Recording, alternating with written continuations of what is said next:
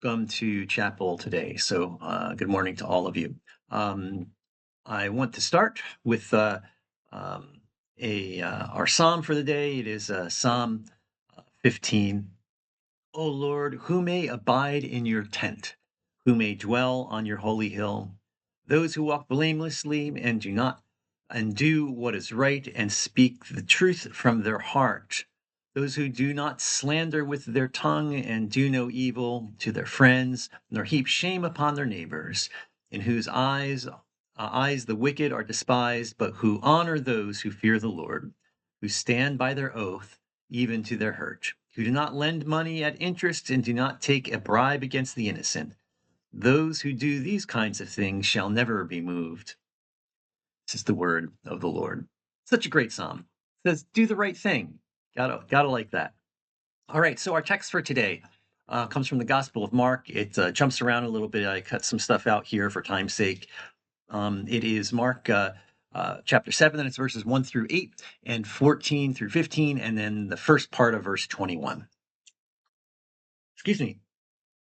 Pharisees and some of the teachers of the law who had come from Jerusalem gathered around Jesus and saw some of his disciples eating food with hands that were defiled, that is, unwashed. The Pharisees and all the Jews do not eat unless they give their hands a ceremonial washing, holding to the tradition of the elders. When they come from the marketplace, they do not eat unless they wash, and they observe many other traditions, such as the washing of cups, pitchers, and kettles. So the Pharisees and teachers of the law asked Jesus, why don't your disciples live according to the tradition of the elders, instead of eating their food with defiled hands? And he replied, Isaiah was right when he prophesied about you hypocrites, as it is written, these people honor me with their lips, but their hearts are far from me. They worship me in vain. Their teachings are merely human rules. You've let go of the commandments of God and are holding on to human traditions. Again, Jesus called the crowd to him and said, listen to me. Everyone understand this. Nothing outside a person can defile them by going into them. Rather, it is what comes out of a person's heart that defiles them. For it is from within, out of a person's heart, that evil thoughts come. This is the word of the Lord. So here's something that gets missed in this story sometimes. Well, often a lot. Even though it's like right in there, people miss it. Those washings, that ritual washing that they were talking about, that Jesus was mentioning, they weren't, or the Pharisees were talking about, they weren't silly rules.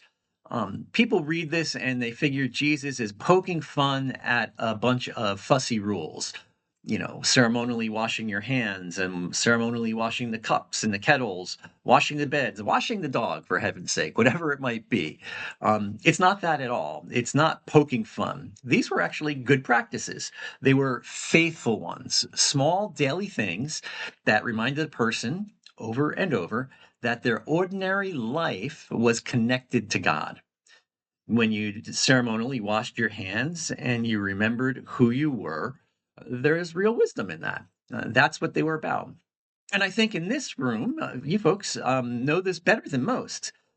The small daily things you do when you feel like it or not, right? Those small daily things you do, whether you feel like doing them or not, you do them because doing it keeps you steady.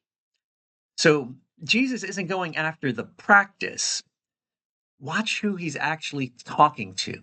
It's the officials who come all the way from Jerusalem to stand at the edge of the room with their clipboard and catching people doing something wrong. Now, I know you've heard me on the subject of the clipboards before. We talked about it back in June. And so let me be fair here. Clipboards and lists like to-do lists, they're good. There are recovery plans. There are staff and family and peers who let us know the truth when we're slipping, who notice when we're struggling and say something. Like, that's not the enemy. That's a roadmap, right? The service plan, the friends, the trying to keep a schedule, those kind of things. Those are roadmaps, right? That's people and tools helping you find your way. And thank God for all of those things. But a roadmap can be turned into a scorecard or a clipboard, right? It can become not just a thing that you follow to help you sort of keep going forward. And that's the whole problem when it becomes this scorecard. It's not the washing of hands, that ceremonial washing that Jesus is complaining. It's not actually even the clipboard with the list on it. It's what was being done with it. Something that was good had gotten into this measuring stick, this yardstick that people were getting whacked with. A practice that was supposed to help people, to give them a framework to guide them, had become a way to sort people and sort them in the worst kind of way. Who is in the in crowd and who isn't? Who's spiritually okay and who is not? Right? And I want to say this plainly because it gets twisted a lot. Jesus isn't speaking against the Jews here, or really even the Pharisees in particular. He's not talking against his own tradition. He is, after all, Jewish. This is a inside argument, right? This is a family argument. Inside the house, the Jewish household, if you will, the way families argue sometimes. When he goes looking for a way to address this and reaching to for something to say a hard word about, he reaches to Isaiah, a Jewish prophet, and he says that where Isaiah is criticizing the Jewish people. He's saying that that the tradition, that's not being critical. That's like the tradition correcting itself. Isaiah was saying, look, it's not about the rules, it's about what the rules are about. So those officials coming to criticize Jesus, they weren't some like cartoon villains, right? They were devout. They actually really cared seriously, and but they had just been they've just slid into being rule watchers. You know what I mean by that? Just like the kind of keeping to the letter of the law instead of what it's about. They were rule watchers. Jesus isn't against the practices. He isn't against the people who try to keep the practices. He's against the jerks who figure out how to use those practices, those rules to run other people's lives. That's what Jesus is against, the way in which these things become weaponized and so unhelpful. So he says, no, that's not what the guidelines were for.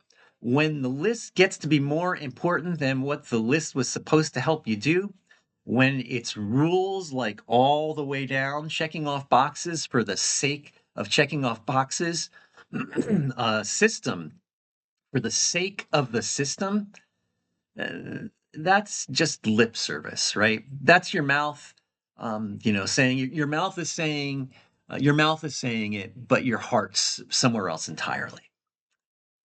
Then he turns to the crowd and he says, not to the officials, he turns to the crowd, right? The regular people, you and me. And he says, listen, nothing outside of you can get in and make you unclean or spiritually unwell. It's from within you, from within the human heart, that the problems are. It's not our hands, it's not the surface. The inspectors, the jerks with the clipboards, they were looking in the wrong place entirely, which also raises a fair question. If it's all about the heart, then does the outside stuff matter at all? Does it matter if I get up this morning? Does it matter if I show up? If my heart's not in it, why go through the motions, right? But here's the thing. Two things can look exactly the same from the outside and be complete opposites. One is a mask. You ritually wash your hands so people will think something about you, and underneath, it hasn't moved anything within you. Clean surface stretched over a life you're hoping nobody looks at too closely, right? That's the wrong way. That's a counterfeit, and that's what he's calling out. The other one, the other way to look at this or come at this is the small faithful thing that we do. You don't want to get out of bed. Everything in you says stay in bed, pull the covers up over your head, but you get up anyway. You don't feel like coming to class? You come. You don't feel like making that call or eating something or saying the hard but loving thing to a friend or to yourself. And you do it anyway, not because you feel it inside, but because it's the next needful thing to be done, right? It's like, I know I don't want to get out of bed and I'm just not feeling it today. I'm going to do it anyway because it's what needs to be done. That's not a mask. That's not checking off a box. That's a small, quiet act of hope. And over time, not overnight, over time, it starts to work on you. It doesn't hide what's inside, it slowly changes what's inside. The plan, the service plan, the thing you put together to help you sort of get from point A to point B, doing the things on the list, as it were, even when you don't feel like it, but because you know that doing them are going to help, that's an act of hope. It's the same action, but it works in the opposite direction, right? It's if you do it as just a mask, as like sort of a whitewashing of things, you just sort of being performative, that's not going to help you, right? That one puts a lid on your whole life, right? The other way, taking the small action, doing the thing that's hard and that you don't want to do, but you do it anyway, even when your heart's not totally in it, that's a door that's cracked open a little bit to let something get in, to let the process be something that helps you. People have known this for a long time, right? Sometimes you uh, pray before you feel like praying, and the feeling shows up later. Sometimes you do the needful thing, and it's just stupid hard. But after you do it for a while, it does help. But let me careful. Let me be careful, because this is right where things can turn mean, and I don't want it to. This isn't a try harder. That's not what I'm saying.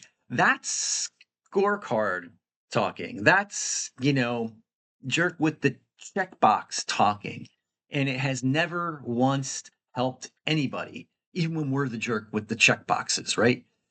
That never helps. The scorecard doesn't help. We don't use the check boxes to beat ourselves up. Some days, getting out of bed is the whole battle. Some days, doing that one thing is just hard. And on those days where you do it, even when your heart's not in it, like that's the whole thing and it counts, right? It's not about trying to say just try harder. It's just using the tool to help you along.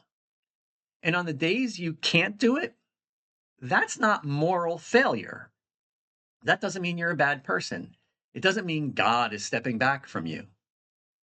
Because like getting right with God, which is part of what Jesus is talking about, it's not a switch that makes hard stuff go away. I wish it were. If anybody's ever told you that believing hard enough would change your diagnosis or stop the cravings or end our grief or, remove all the problems, that just wasn't true. And you should just set it aside. What's actually going on here is different and it's better because it's real. It's not these moves towards good, these moves towards God, getting sort of your spiritual and life in order, step by step by step. That's not, it's not like the sudden stopping of the storm, right? When we're getting right with our spiritual self, it's not stopping the storm suddenly. It's not being alone in it. God is with us in those hard moments, even when we can't pull it off. It's not a moral failure. It just means that God's there with us in the middle of it. Because it's what's in our heart. That's sort of always the thing. Even when the thing that's in our heart is not what we're feeling, right? So take care of your heart, as it were, your inner self. And that was always the thing. It's not the boxes, it's not the clipboard, it's not the washing of the ritual washing of the hands. It's our heart.